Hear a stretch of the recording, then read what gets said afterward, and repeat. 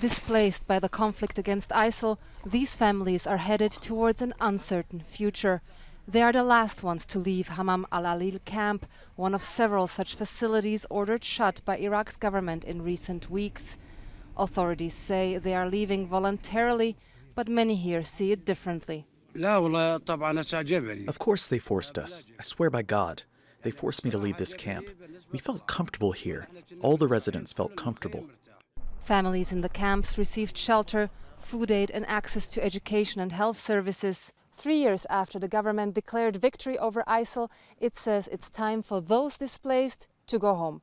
But NGOs warn camp closures have been rushed and could leave tens of thousands of people homeless at the onset of winter and during a pandemic. Like many who lived in the camps, Ramadan can't return to his area because a relative, his son, had joined ISIL. I will go to Jeddah camp because of the tribal problems. I will stay far away from my town until God helps to solve this issue.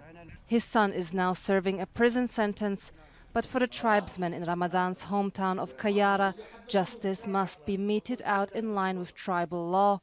Elders say the return of families of ISIL members would spark retaliatory attacks. Even if the ISIL member is in prison or if he was killed, he still has sons, he still has a family. It's not possible for me to see his son walk in front of my eyes while his father killed my brother. Everyone in this room has lost at least one family member to ISIL. How can we deal with them with mercy when they didn't show us any? The government is attempting to negotiate solutions with tribes to allow most people to return. But despite limited progress in reconciling communities, the governor doesn't believe the camp closures are premature. The cities cannot be reconstructed as long as the residents live in camps. When the residents return back, they will start to rebuild their homes in the areas with the support from the government and the international organizations. Such support has yet to reach SAADA, whose family left HAMAM al-alil camp a week ago. They are now squatting amid ruins on the outskirts of Mosul.